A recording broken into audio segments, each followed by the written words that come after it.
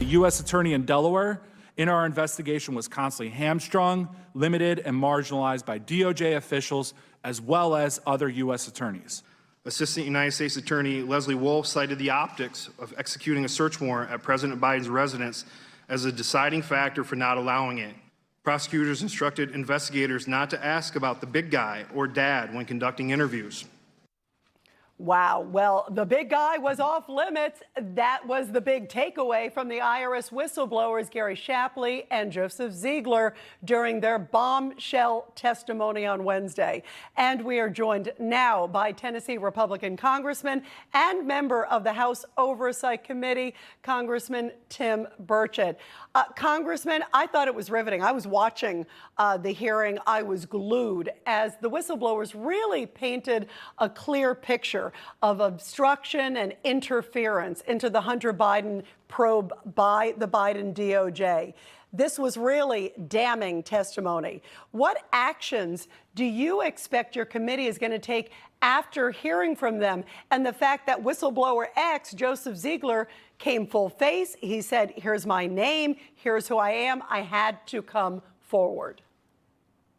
Well, it was very compelling. You're correct. It was actually riveting. I stayed several hours, almost I think 4 hours, to watch it all. And it was what struck me was just the honesty of the men and just their diverse backgrounds. I mean, you obviously had a straight male, probably conservative, a gay man who obviously was under a great deal of distress over this. You know, that they outed his husband and all this other stuff that was brought out in testimony. And the thing was, these gentlemen their credentials were impeccable, ma'am. They were impeccable. And no one ever, even the Democrats, they snipped at it a little bit, but they did not question their credibility during the hearing. And that's why most of the Democrats, they just started talking about Trump and some other wild two-tiered system of justice, when clearly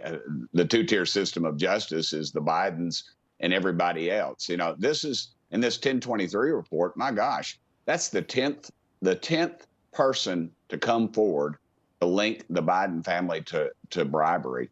And just the details that these two gentlemen brought out were incredible. It's a Tom Clancy novel. It just writes itself. Yeah, you're right. There were a lot of twists and turns.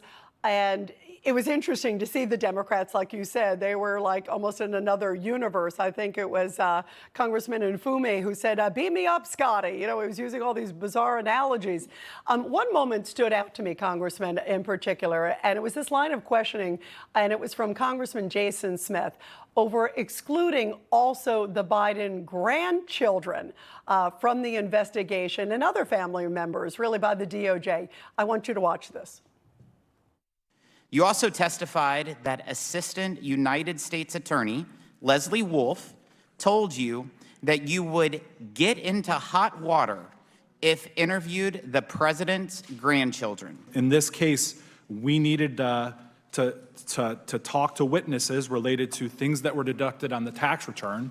And in this case, it was the adult children that we needed to talk to. What was your reaction and they said this was not par for the course, that typically they're allowed to go to any direct family members, especially because they were saying the grandkids receive money, and it defies logic. Why would grandkids be getting money from these rogue individuals? Yes, ma'am. Well, it defies logic that they'd set up 21 LLCs and bank accounts to launder this money.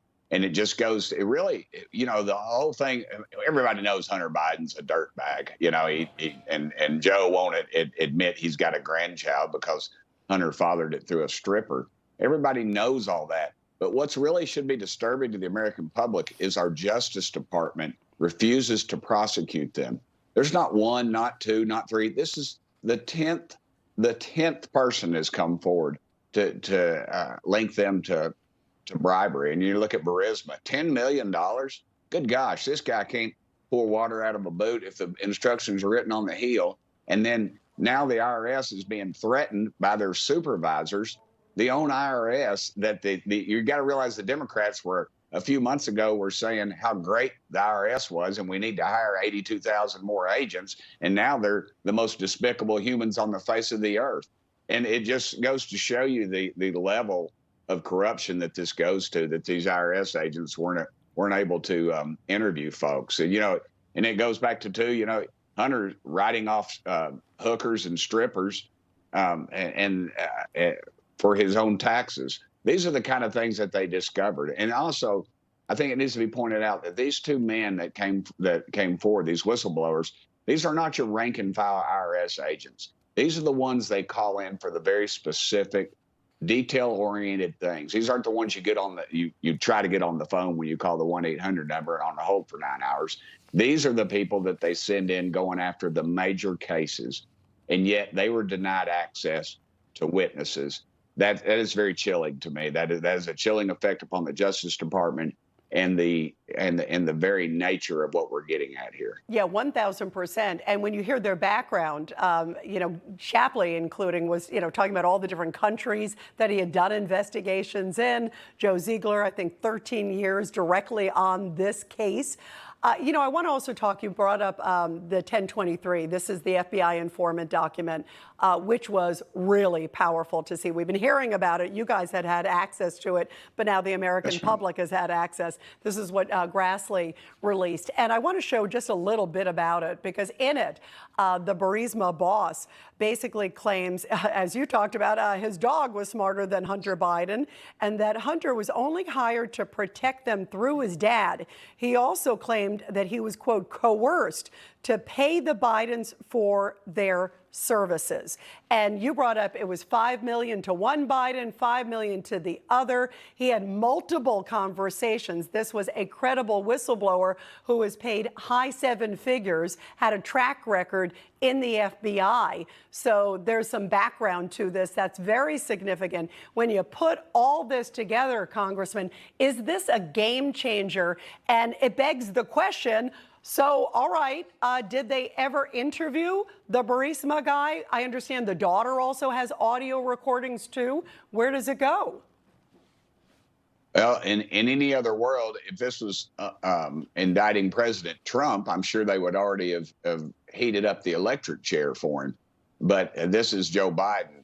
So this is the great frustration. I think the American public needs to see this. This is what happens when 20 million people decide not to go to the polls. This is who you get in the White House, and this is the Justice Department that you get. These are folks, this is the swamp, folks. This is corruption at its highest level.